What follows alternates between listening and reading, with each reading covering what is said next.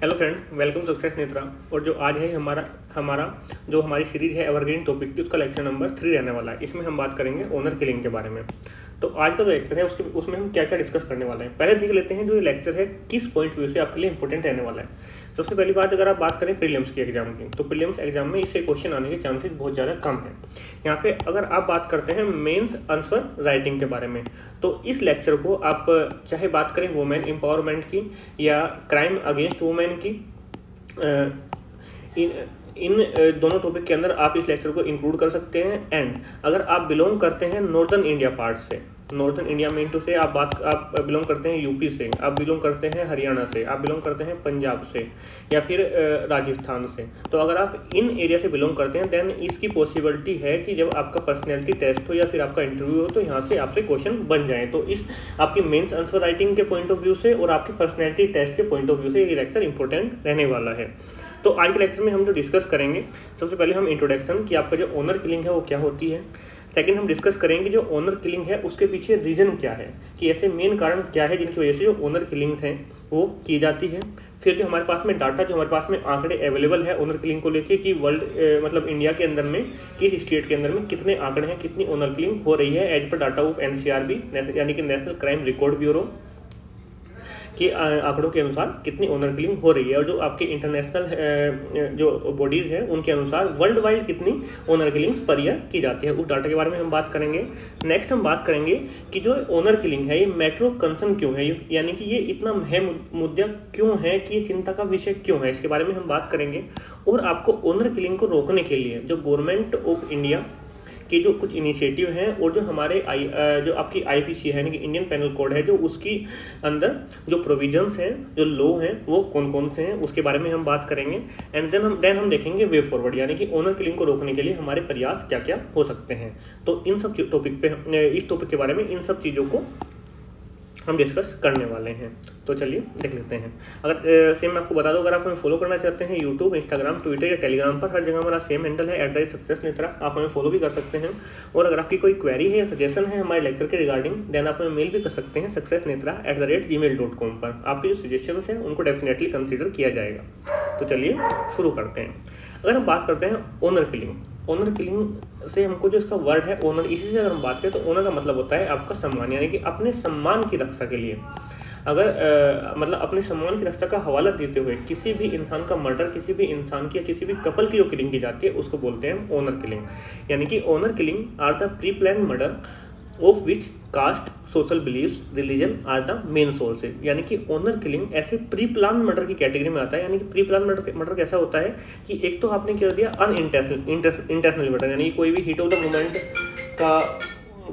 Moment की कोई बात थी और उस समय पे आके आपने तुरंत के तुरंत मर्डर कर दिया। एक आता है प्री प्लान, कि आप पहले से प्लानिंग कर रहे हैं कि मुझे इस इंसान का मर्डर करना है, तो उसको हम बोलते हैं प्री प्लान मर्डर। तो जो ऑनर किलिंग है वो प्री प्लान मर्डर की कैटेगरी के अंदर में रखा जाता है। और इनका जो मेन सोर्सेज होता है प्री प्लान मर्डर का, वो आपका या तो कास्ट सिस्टम होगा, यानी कि आपका जातिवाद होगा, या आपका सोशल बिलीफ, यानी कि उनकी जो सामाजिक मान्यताएं हैं उनको बैकग्राउंड में रख के ये किलिंग की जाती है, या फिर उनका जो धार्मिक आस्थाएं हैं यानी कि जो रिलीजन्स हैं उन चीज़ों को ये मतलब मेन सोर्सेज मान के जो आपकी ऑनर किलिंग्स है वो की जाती हैं।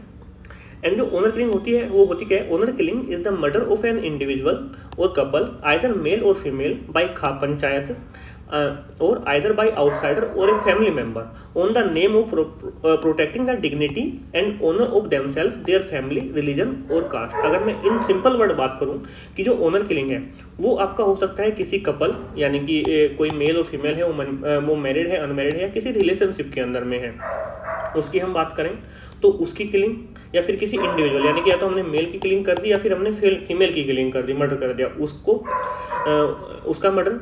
और किसके द्वारा किया जाता है? यानी कि या तो वो खाप पंचायत क्या होते हैं? खाप पंचायत की अगर हम बात करें तो ये कुछ एक ग्रुप ऑफ पीपल होते हैं जो मोस्टली आपके जो रूरल एरिया है यानी कि जो ग्रामीण क्षेत्र है उसके अंदर में ही सर्वाइव करते हैं, उसके अंदर में इनको मान्यता दी जाती है खाप पंचायत को।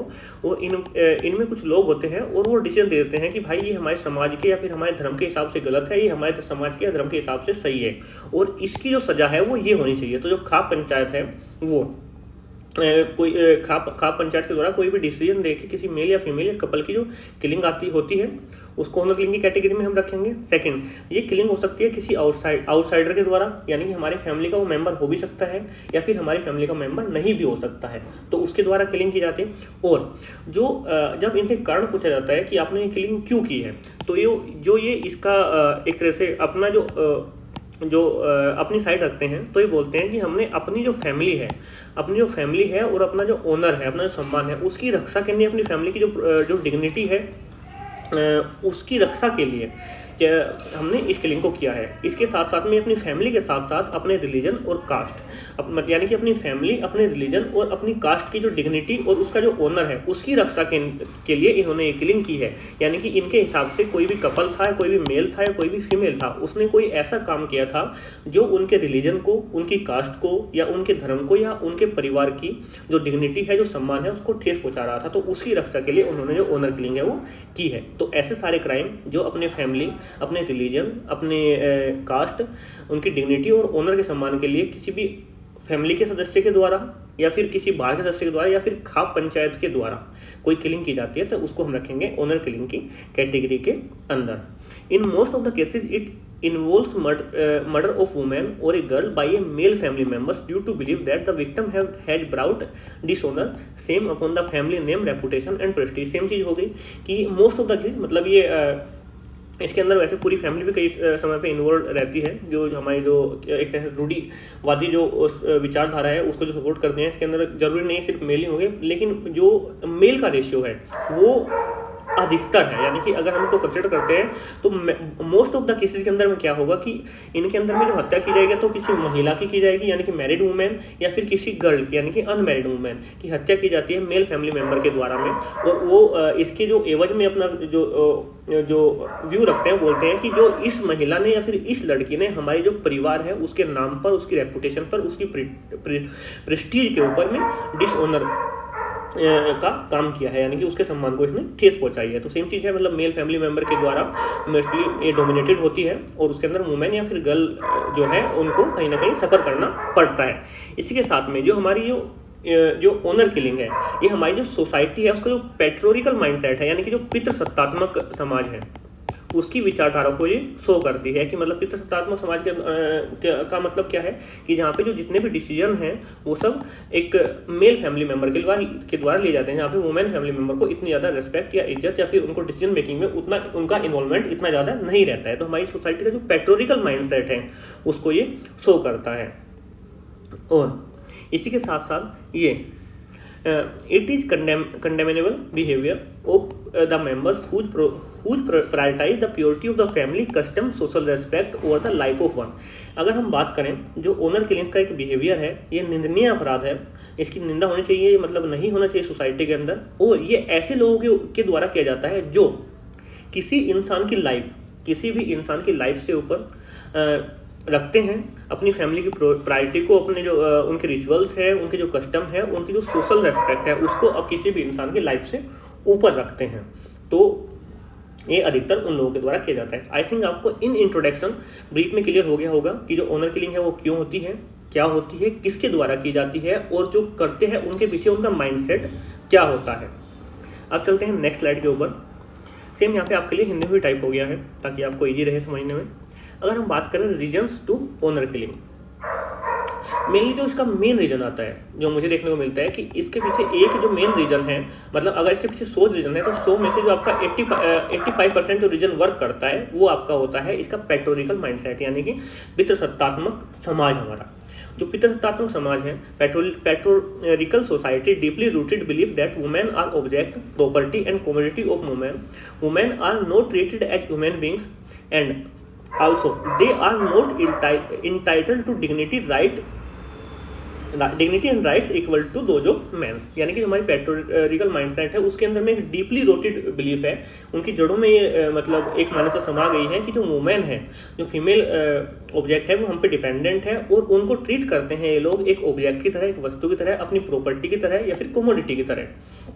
ये ट्रीट करते हैं उनको मतलब एक ह्यूमन बीइंग, उनको मतलब एक अगर हम बात करें एक मानव की तरह ट्रीट नहीं किया जाता है। और मतलब इनको नहीं लगता है कि इनके भी कुछ राइट्स होने चाहिए या फिर उनको भी कुछ मतलब डिग्निटी का इनकी होनी चाहिए। और ये जो पैट्रियर्कल माइंडसेट वाले जो लोग होते हैं, जिनका एक सोशल बिलीफ होता है कि जो वुमेन्स है उनकी प्रॉपर्टी है, एक ऑब्जेक्ट है, एक कमोडिटी है, तो वो लोग ऐसा नहीं मानते कि महिलाओं को भी आदमियों के द्वारा यानी कि मेंस के द्वारा इक्वल राइट्स मतलब जितने राइट्स मेंस के पास में हैं वुमेन उसी के इक्वल राइट्स वुमेन को होने चाहिए। तो ये इसका मेन रीजन होता है। इसी के साथ में यानी कि उनकी जो इंडिपेंडेंट थिंकिंग है उसको इसमें इतनी ज़्यादा तवज्जो नहीं दी जाती है। तो इसका एक मेन रीजन रहता है ये पैट्रियर्कल हमारा माइंडसेट। इसी के साथ में हम बात करें, women's body are considered the repository of family honours only they are viewed at the responsible और ऑन होल्डिंग फैमिली ओनर। यानी कि जो वुमेन की बॉडी है यानी कि एक महिला है, उसका जो शरीर है उसको माना जाता है कि जो हमारे परिवार है, परिवार का एक तरह से ये जो सम्मान है उसका कोष है। कोष मतलब जैसे जिसके अंदर एक बैंक टाइप मान लो या फिर एक तिजोरी मान लो कि जो महिला का जो शरीर है वो हमारे परिवार का जो ओनर है, सम्मान है, उसकी तिजोरी है। और उसको माना जाता है कि जो हमारे परिवार का जो ओनर है उसके लिए केवल रेस्पॉन्सिबल है फीमेल फैमिली मेंबर। यानी कि अगर मैं आपको लेमन लैंग्वेज में समझाने की कोशिश करूं तो बोलते हैं कि अगर कोई भी मेल फैमिली मेंबर है, अगर वो कुछ गलत काम करता है तो उस केस में उसको इतना ज़्यादा क्रिटिसाइज नहीं किया जाता है। जबकि अगर वही सेम काम किसी भी फीमेल फैमिली मेंबर के द्वारा किया जाता है तो उसको बोला जाता है कि इसने हमारी फैमिली को डिसऑनर किया है, क्योंकि इसके अंदर में क्या होता है कि जो फीमेल फैमिली मेंबर है उसी की बॉडी को एक तरह से अपने पूरे सम्मान की तिजोरी के रूप में देखा जाता है। इसी के साथ ये दो रीजन हो गए मैम। इसी के बाद में अगर हम नेक्स्ट रीजन की बात करते हैं ओनर किलिंग के पीछे, तो इसके अंदर में आ जाती है आपकी अनअप्रूव्ड रिलेशनशिप। यानी कोई भी मेल या फीमेल अनअप्रूव्ड रिलेशनशिप के अंदर कोई भी मेल है, फीमेल है, कोई भी कपल है, वो एक ऐसी रिलेशनशिप के अंदर में है जिसको हमारी जो सोसाइटी है वो अप्रूव नहीं करती है। That may be the same sex marriage, जैसे कि हमारा आर्टिकल 377 बोलता है, आपका सुप्रीम कोर्ट ऑफ इंडिया ने अलाउ कर दिया है। इसी के साथ में मतलब इंटरकास्ट मैरिज आप बोल सकते हैं या फिर आप इंटर रिलीजन मैरिज आप बोल सकते हैं। तो ये सारी चीज़ें मतलब ऐसी मैरिज जो आपकी सोशली एक्सेप्टेबल नहीं है या फिर सोशली जो आपकी अप्रूव्ड रिलेशनशिप नहीं है। अगर कोई भी मेल या फीमेल मतलब है वो ऐसी रिलेशनशिप के अंदर में है, देन भी वो एक ओनर किलिंग का रीजन बन सकता है। इसी के साथ में रिफ्यूज टू अरेंज मैरिज, यानी कि अरेंज मैरिज का आप सभी जानते ही हैं कि ये एक मेल है, एक फीमेल है, इसके जो मतलब इसके जो फैमिली मेम्बर्स हैं और इसके जो फैमिली मेम्बर है, इन्होंने इनकी बिना कंसर्न के इन्होंने इन दोनों मतलब जो मेम्बर्स हैं बिना कंसर्न के इनकी मैरिज फिक्स कर दी है। और अब ये सोच रहे हैं कि अगर ये लोग बोलते हैं कि भाई हमें यहाँ पे शादी नहीं करनी है, तो उस केस में क्या बोलते हैं कि हमारा मतलब जो सम्मान है उसको ठेस पहुंचे, हमारी बेइज्जती हो गई है। तो उस केस में भी ये हो सकता है कि जो ये दोनों लोग हैं इनको जो ओनर किलिंग है उसका सामना करना पड़े। इसके साथ में क्या आता है, demanding the custody of children, यानी कि कोई भी मेल है और फीमेल है, इनकी शादी हो गई है, एक मैरिज रिलेशनशिप के अंदर में है और किसी कारण से इनका जो है डिवोर्स वगैरह हो गया है, मतलब ये अलग हो गए हैं, ये मेल और फीमेल दोनों अलग रहते हैं। तो इसमें क्या है कि अगर जो फीमेल मेंबर है वो बोलती है कि जो बच्चा है उसको मैं अपने पास में रखूंगी, उसकी कस्टडी की डिमांड करती है, तो उस केस में भी जो इन लो है यानी कि जो ससुराल पक्ष के लोग हैं या इनके जो हस्बैंड है उसके द्वारा में इनका जो है आपका ओनर किलिंग की जा सकती है, वो भी एक ओनर किलिंग के रूप में देखा जा सकता है। इसी के साथ में क्या है कि अगर कोई भी महिला किसी भी कारण से अपने हस्बैंड से डिवोर्स की डिमांड करती है कि मुझे इससे डिवोर्स चाहिए, तो और जो वो डिवोर्स की डिमांड है उसके अंदर में उसके हस्बैंड का कंसेंट नहीं है, उसका हस्बैंड नहीं चाहता कि उससे डिवोर्स ले, तो या फिर उसके इन लोग यानी कि उसके ससुराल पक्ष के लोग हैं वो नहीं चाहते कि ये मतलब डिवोर्स ले, या फिर उसकी जो फैमिली है वो इस डिवोर्स के खिलाफ है, तो इस केस में भी उसको जो ओनर किलिंग है उसका सामना करना पड़ सकता है। इसी के साथ में जो ये वाला जो मतलब टॉपिक है मुझे पर्सनली बहुत ज़्यादा बेकार लगा कि विक्टिम ऑफ रेप, यानी कोई भी फीमेल कैंडिडेट है अगर वो विक्टिम है रेप का, यानी कि उसका अगर रेप हो गया है, तो इस केस में भी मतलब जिस भी इंसान ने जिस भी मेल पार्टनर ने मतलब मेल मेंबर ने इसका रेप किया है, तो उसको इतना ज़्यादा क्रिटिसाइज नहीं किया जाएगा, उसका भी सामना मतलब एक तो इसका रेप हो गया है। उसी के साथ में जो सोसाइटी है हमारी, वो सोसाइटी इसी इंसान को ब्लेम करती है, और रेप होने के बाद भी कई बार ऐसा हो जाता है कि परिवार वालों को लगता है कि मतलब ये जो लड़की है इससे हमारे जो परिवार है उसको सम्मान को दिक्कत आएगी, तो उस केस में भी विक्टिम ऑफ रेप का भी कई बार ओनर किलिंग कर दी जाती है। तो ये मतलब असली मुझे बहुत मतलब अनएक्सेप्टेबल है, आप बोल सकते हैं। इसी के साथ में एक रीज़न हो सकता है physical relation with someone before marriage, यानी कि हमारी सोसाइटी के अंदर माना जाता है कि जो हमको फिजिकल रिलेशन किसी भी इंसान के साथ बनाने हैं देन वो आफ्टर मैरिज ही हम लोग अलाउ करते हैं। लेकिन जो मतलब हम लोग मीन्स हमारी जो सोसाइटी है, पैट्रियार्कल सोसाइटी आप बोल सकते हैं, तो वो इसको आफ्टर मैरिज ही फिजिकल रिलेशन को अलाउ करते हैं। लेकिन अगर कोई भी इंडिविजुअल इन्वॉल्व है फिजिकल रिलेशन के अंदर में बिफोर मैरिज और उनके फैमिली वालों को पता लग जाता है, इन केस में भी इन दैट केस जो एक डिसीजन हो सकता है, उनके जो परिवार वाले होते हैं वो उनको ओनर किलिंग का मतलब देखते हुए उनकी किलिंग की जा सकती है, ऐसा उनका मानना है। इसी के साथ में inter caste marriage, inter religion marriage या फिर इंट्रा गोत्रा मैरिज, ये भी मेन रीजन हो सकते हैं आपके ओनर किलिंग के पीछे। इसी के साथ में most of owner killings based on acquisition suspects, even these acquisition not based on the factual और टेंजिबल एविडेंस। देखिए ये मतलब थोड़ा सा कंसिडर करने वाला पॉइंट है कि जो आपने देखा होगा जितनी भी ओनर किलिंग हो जाती है तो उसके अंदर में जो फैमिली मेम्बर्स होते हैं, जो हमारी सोसाइटी होते हैं, उसके पास में कोई पर्टिकुलर प्रूफ नहीं रहता है मोस्ट केस में। बस वो इसलिए की जाती है कि किसी भी एक्स इंसान ने आके बता दिया कि आपकी जो लड़की है या आपका लड़का है वो हमने वहाँ देखा, वो ये गलत काम कर रहा है, तो उसकी बात को बेस बनाते हुए एक्विजिशन, यानी कि उन पर बस एक आरोप है कि शायद उन्होंने ऐसा किया, वो सस्पेक्ट है वो कि शायद किया, वो पक्का नहीं है किया नहीं है, तो उस सस्पेक्ट के बेस में आपकी जो most of the owner killing की जाती है। और उनके लिए मतलब ज़रूरी नहीं है कि इनके पास में कोई फैक्चुअल या फिर कोई टेंजिबल एविडेंस इनके पास में हो। इसी के साथ में this type of crime take place due to lack of awareness among the society of their rights and punishment and shortage of reformers like Raja Ram Mohan Rai, abolished sati, Ishwar Chandra Vidyasagar, widow remarriage and many more since 1947, यानी since independence। यानी कि हमारी society के अंदर में जो owner killing है वो आज भी इतने बड़े लेवल पर हो रही है। उसके पीछे मेन कारण है, एक तो हमारे पास में सोसाइटी के अंदर में लैक ऑफ एजुकेशन बोल सकते हैं, लैक ऑफ अवेयरनेस, यानी कि हमारी सोसाइटी के जो लोग हैं उनको अपने राइट और दूसरों का राइट या फिर इससे जो होने वाली पनिशमेंट है उसके बारे में अवेयरनेस की कहीं ना कहीं कमी है कि अगर वो ऐसा करते हैं तो उनको क्या पनिशमेंट दी जा सकती है। और इसी के साथ में हमारी सोसाइटी के अंदर में जो इंडिपेंडेंस के बाद में जो हमारे रिफॉर्मर्स है, यानी कि जो समाज सुधारक है, उसकी एक मतलब समाज सुधारक की जो है उस लेवल पर नहीं हुए जिस लेवल पर हमारे जो इंडिपेंडेंस से पहले थे, जैसे आपके राजा राम मोहन राय हुए जिन्होंने एबोलिश किया सती प्रथा को। इसके साथ में हमारे ईश्वर चंद्र विद्यासागर हुए जिन्होंने जो विडो है, जो विधवा है, उसको पुनर्विवाह का समर्थन किया। तो ईश्वर चंद्र विद्यासागर, राजा राम मोहन राय जैसे जो हमारे समाज सुधारक है, तो उनकी कमी कहीं ना कहीं हमको इंडिपेंडेंस के बाद देखने को मिली है। तो ये भी एक मतलब मेन रीजन है कि जो ओनर किलिंग क्राइम आज के समय में हम 2023 के अंदर में हम हैं, तो तब भी हम इसको मतलब ये चीज़ें अब भी हमारे समाज के अंदर में हो रही है। तो ये मतलब थोड़ा सा मैटर ऑफ कंसर्न है।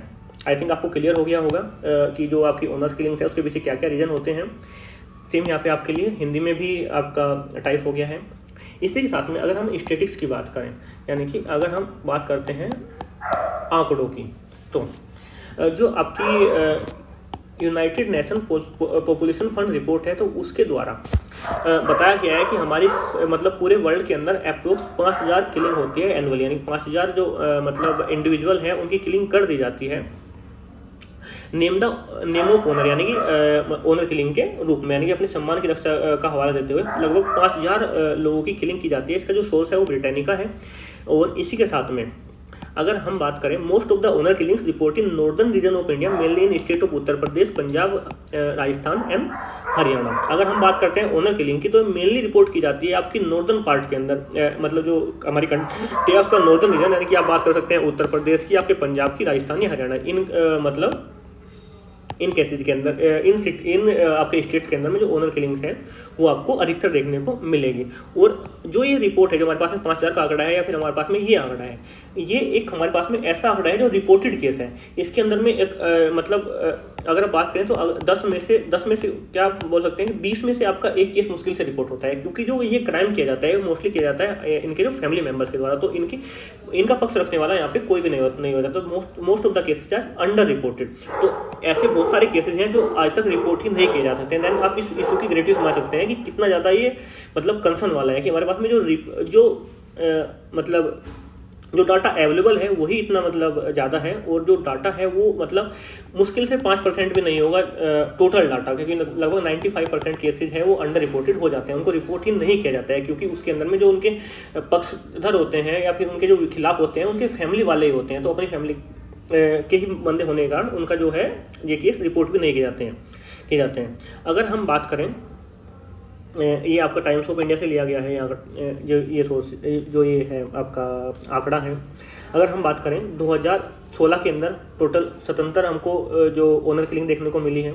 इसके बाद 2015 के अंदर हमको 251 ओनर किलिंग की केस देखने को मिली थी। और इसके साथ अगर हम बात करते हैं 2014 की, इसके अंदर में हमको 28 ओनर किलिंग के केस देखने को मिले हैं। अगर हम बात करें कि एक्ट ऑफ सेम भी इसको बोला जाता है, लगभग 300 प्लस ओनर किलिंग के केस हमने लास्ट 3 ईयर के अंदर में रजिस्टर किए हैं। इसी के साथ पंजाब में 8 मर्डर के केस रजिस्टर किए गए हैं, उत्तर प्रदेश के अंदर में 16, मध्य प्रदेश के अंदर में 18, गुजरात के अंदर में 10 और महाराष्ट्र के अंदर में आपके 8 केस रजिस्टर किए गए हैं। और जो ये फिगर्स है 2016 के फिगर्स हैं। अगर आपको इसके बाद के फिगर कहीं से मिल रहे हैं, देन आप इसको अपडेट कर लीजिएगा। इसी के साथ में अगर हम बात करते हैं NCRB के डाटा की, यानी कि नेशनल क्राइम रिकॉर्ड ब्यूरो के डाटा की बात करते हैं, तो उसके अंदर में हम बात करें तो कि उत्तर प्रदेश के अंदर में सबसे अधिक आपको जो है मतलब लव अफेयर्स के अंदर में जो आपकी मर्डर के केस हैं वो सबसे ज़्यादा देखने को मिले हैं। ये आपका है आपका 395 है। इसके बाद में आपका आंध्र प्रदेश आ जाता है 384 है। इसके साथ में आपका जो महाराष्ट्र की बात करें 277 है। इसके साथ में हम तमिलनाडु की बात करें तो 240 है। इसके साथ में अगर हम बात करें गुजरात की 151 है। कर्नाटक की बात करें 113 है। और आपको एक चीज़ देखने को मिलेगी कि यहाँ पे जो एरिया है, अगर हम बात करते हैं कि इंडिया के अंदर में जो सबसे ज़्यादा लिटरेसी रेट है वो किस स्टेट का है, देन वो केरला का हमारे सामने निकल के आते हैं।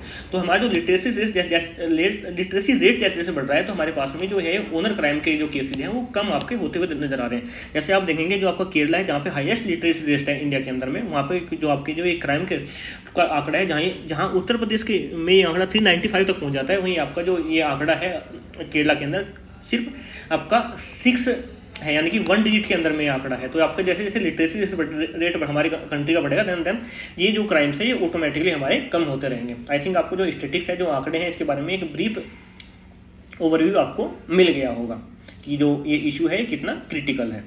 इसके साथ में वाई एक मैटर ऑफ कंसर्न, यानी कि जो ये ओनर किलिंग्स हैं ये एक चिंता का विषय क्यों है। अगर हम बात करते हैं ओनर क्राइम, जो हमारा जो अगर हम बात करते हैं इंडियन कॉन्स्टिट्यूशन की, यानी कि जो हमारा संविधान है, हमारे संविधान के बहुत सारे आर्टिकल को इवोलेट करता है। सबसे पहला आर्टिकल आ जाता है आपका आर्टिकल 14। जो हमारा आर्टिकल 14 है ये किस बारे में बात करता है, ये बात करता है इक्वलिटी बिफोर लॉ, यानी कि चाहे कोई मेल हो चाहे फीमेल हो, चाहे कोई मतलब सीनियर सिटीजन हो, मतलब किसी भी एज का, किसी भी ग्रुप का, किसी भी रिलीजन का, किसी भी सेक्स का, किसी भी कास्ट का व्यक्ति हो, उसको कानून के समक्ष समान माना जाएगा। तो हमारे जो आर्टिकल 14 है उसका वोल्यूशन ये क्या करता है। इसी के साथ में आर्टिकल 15 है, आर्टिकल 15 का ये वोल्यूशन माना जाता है। इस आर्टिकल 15 हमारे कॉन्स्टिट्यूशन का क्या बताता है। आर्टिकल 15 हमारे कॉन्स्टिट्यूशन का बताता है discrimination on the ground of religion, race, caste, sex and birth place, यानी किसी भी व्यक्ति का उसके रिलीजन, उसकी रेस या फिर उसकी कास्ट, या फिर उसके वो मेल है या फीमेल है, या फिर उसके बर्थ प्लेस के आधार पर अगर उसके साथ में कोई भी डिस्क्रिमिनेशन किया जाता है, उसके साथ में भेदभाव किया जाता है, तो हमारे आर्टिकल 15 के अंदर में आता है, उसका वोल्यूशन माना जाता है। देन आर्टिकल 17 यानी कि आपका जो अनटचेबिलिटी हमारा, यानी कि अगर हम बात करें हमारे समाज के अंदर कुछ आज भी कुछ ऐसे लोग हैं जो एक ग्रुप ऑफ पीपल को बोलते हैं कि ये अनटचेबल है। तो अगर उनके साथ में मैरिज उनकी फैमिली का कोई मेंबर करना चाहता है, कोई मेल या फीमेल करना चाहता है, देन उसको अलाउ नहीं करते ड्यू टू अनटचेबिलिटी। देन हमारा जो आर्टिकल 17 है जो एबोलिशन ऑफ अनटचेबिलिटी की बात करता है, तो उसका भी वोल्यूशन है। देन हमारा आर्टिकल 19 का वोल्यूशन है। आर्टिकल 19 हमारे जो इंडियन कॉन्स्टिट्यूशन है उसको क्या बताता है, freedom to express opinion without any fear, यानी कि उनके जो ओपिनियन है, उनके जो बिलीफ है, उसको बिना किसी डर के एक्सप्रेस करना। देन हमारा अगर आर्टिकल 21 हमारा बोलता है राइट टू लाइफ, इसका वोल्यूशन है ये, यानी कि जीवन जीने का अधिकार। इसी के साथ में आर्टिकल 39 का है, यानी कि protection of youth and children against exploitation, यानी कि हमारे जो यूथ है, हमारी कंट्री के चिल्ड्रन है, तो उनका जो एक्सप्लॉयटेशन है वो किया जा रहा है, तो उसके खिलाफ ही हमारा जो उनको एक इम्यूनिटी प्रोवाइड कराता है आर्टिकल 39 का F। तो इन सब मतलब आर्टिकल 14, 15, आर्टिकल आपका 17, 19, 21 और 39, इन सब आर्टिकल का ये वोल्यूशन देखने को मिलता है ओनर क्राइम के केस में। इसके साथ में ये आपका ये है ह्यूमन राइट्स, यानी कि मानव अधिकार का उल्लंघन ये माना जाता है। इसी के साथ साथ में अगर हमारी कंट्री के अंदर में जो ओनर किलिंग है, ये क्राइम बढ़ते रहेंगे, तो देन हमारी जो कंट्री की जो पॉपुलेशन है, जो लोग हैं, उसका एक क्रेडिबिलिटी इशू उसके मन में आ जाएगा कि उनकी जो गवर्नमेंट मशीनरी है, यानी कि जो गवर्नमेंट इंस्टीट्यूशन है, वो अच्छे तरीके से काम कर रहे हैं या नहीं कर रहे हैं, तो उनके अंदर में जो क्रेडिबिलिटी का है वो इशू आ जाएगा। कहीं ना कहीं उनकी जो क्रेडिबिलिटी है वो कम होगी, उन पर विश्वास कम होना शुरू हो जाएगा। इसके साथ में हमारी कंट्री के अंदर में जो आपकी जो शांति है, ट्रैंक्विलिटी है, यानी कि जो पीस है, उसको भी कहीं ना कहीं हैम्पर करता है। इसी के साथ में हमारी कंट्री के जो इंस्टीट्यूशन है, जैसे आप बात करें पुलिस की बात करें, आप जुडिशरी की बात करें, या फिर आपकी एडमिनिस्ट्रेटिव अथॉरिटी की बात करें, तो इनके अंदर में हमारी जो कंट्री जो पॉपुलेशन है उनकी जो इंटीग्रिटी है उस पर भी कहीं ना कहीं एक क्वेश्चन रेज करता है। इसी के साथ में हमारी जो होल सोसाइटी, अगर हम कंप्लीट सोसाइटी की बात करते हैं तो उसको भी ये नेगेटिवली इफेक्ट करता है, क्योंकि अगर जो भी लोग ऐसा क्राइम करते हैं, जो ओनर किलिंग को बढ़ावा देते हैं या प्रोत्साहन देते हैं या इनको कमिट करते हैं, तो उस केस में क्या होगा कि वो लोग ऐसे लोग हैं जो अपने आप को रूल ऑफ लॉ यानी कि लॉ से ऊपर मानते हैं, अपने आप को कानून से ऊपर रख रहे हैं। तो हमारी कहीं ना कहीं इससे एक सोसाइटी है नेगेटिवली इफेक्ट होगी। तो that's why this is a matter of concern. I think आपको क्लियर हो गया होगा ये भी चीज़ें। सेम यहाँ पे आपके लिए हिंदी में टाइप हो गया है। अब हम बात करते हैं law and government initiative to prevent such practice, यानी कि हमारा जो ओनर किलिंग है इसको प्रिवेंट करने के लिए हमारी जो आईपीसी है उसके अंदर में क्या लॉ है, और उसी के साथ में जो गवर्नमेंट ऑफ इंडिया है क्या क्या इनिशिएटिव उन्होंने लिए हैं कि ऐसी प्रैक्टिस हमारी सोसाइटी के अंदर में ना हो। सबसे पहले आ जाता है आपका सेक्शन जो आईपीसी का सेक्शन 299 एंड सेक्शन 300, यानी कि धारा 299 और धारा 300 आईपीसी की। उसके अंदर में क्या है कि किसी भी इंसान की bodily injury with the intention of causing death, यानी कि किसी भी इंसान को किसी की बॉडी को इस प्रकार से इंजर किया गया कि उसका जो मतलब एट लास्ट क्या हो कि उसकी डेथ हो, मतलब डेथ उन्होंने नहीं किया लेकिन उसको जो इंजरी है इतनी ज़्यादा दे दी कि उसकी जो है डेथ होनी है, यानी कि उसको मारने के इंटेंशन से उसकी बॉडी को उन्होंने हार्म किया है। तो आपका section 299 and section 300 of IPC इसके बारे में बात करता है। अब बात कर लेते हैं सेक्शन 301 की। सेक्शन 301 हमारी जो आईपीसी है वो क्या बात करता है, death of a person in place of other whose murder not intended, यानी कि मिसफायर। मैं आपको आर्टिकल 301 जो सेक्शन 301 जो आईपीसी है वो बात करता है, मान के चलिए कि ये ए इंसान है, ठीक है, और ये इसके फैमिली मेम्बर है बी, और ये कोई सी इंसान है, ठीक है। तो ये इंसान क्या है कि वो इसको ए पर्सन को किलिंग करना चाहता है, लेकिन किसी कारण से वो मिस फायर हो गया, कुछ भी हो गया, तो एक ही किलिंग ना होके वो मतलब गैर इरादन जो है सी की हत्या हो जाती है। वो इसके बचाव में आया, कुछ भी आप मान सकते हैं, सी की हत्या हो जाती है, तो वो आ जाता है आपका सेक्शन 301 के अंदर। मतलब इसका सी का इंटेंशन तो था कि ए का मर्डर करना है, लेकिन मर्डर हो गया है आपका सी का। मतलब इस बी इंसान का जो है वो इंटेंशन था मर्डर करने का, लेकिन मर्डर करने का इंटेंशन था ए का, लेकिन इसने कर दिया है सी का किसी भी कारणवश। तो ये आपका जाता है सेक्शन 301 के अंदर में, ये भी आपका क्राइम है। देन आपका जाता है सेक्शन 302 यानी कि धारा 302, ये आपका मर्डर पे चार्ज होती है। इसके अंदर में आपका मतलब क्या बोलते हैं, इम्प्रिजमेंट ऑफ लाइफ, यानी कि पूरी उम्र के लिए उसको कारावास हो जाता, उम्र कैद की सजा जिसको बोलते हैं वो हो सकता है, या फिर अगर ये rarest of the real crime के अंदर में आता है देन इस केस में इसको जो है आपका डेथ पेनल्टी भी दी जा सकती है। इसी के साथ में स्पेशल मैरिज एक्ट 1954 के अंदर में इंट्रोड्यूस किया गया। इसके अंदर में अलाउ किया गया आपका intercaste marriage, inter religion marriage को मतलब इनको अलाउ कर दिया गया है। इसके साथ में protection of human right act 1993 है, और इसको अमेंड किया गया था 2006 के अंदर में। ये भी ऐसी प्रैक्टिसेस को प्रिवेंट करने के लिए हमारे जो ह्यूमन राइट है, यानी कि जो मानव अधिकार है उनकी रक्षा करने के लिए ये एक्ट पास किया गया है। इसी के साथ में आपका जो ये है 2005 का है, ये protection of women from domestic violence act 2015, यानी कि जो हमारी कंट्री की जो वुमेन्स हैं, जो महिलाएं हैं, उनको डोमेस्टिक वायलेंस से बचाने के लिए डोमेस्टिक वायलेंस एक्ट 2005 हमारा पास किया गया था। इसी के साथ में हमारे संविधान के अंदर में हमारे संविधान निर्माता थे, उन्होंने पहले से ही जो आर्टिकल इंक्लूड किए गए हैं, जैसे आपका आर्टिकल 14 हो गया, 15 हो गया, 17, 19, 21, जिसके बारे में मैंने आपको लास्ट स्लाइड में बताया है। इसी के साथ में हमारी कंट्री है उसने बहुत सारे इंटरनेशनल कन्वेंशन भी साइन किए हैं, जैसे आपका ह्यूमन राइट कन्वेंशन हो गया। इसके साथ में United Nation convention on the elimination of all form of discrimination against women, ये हो गया आपका international convention of civil and political rights.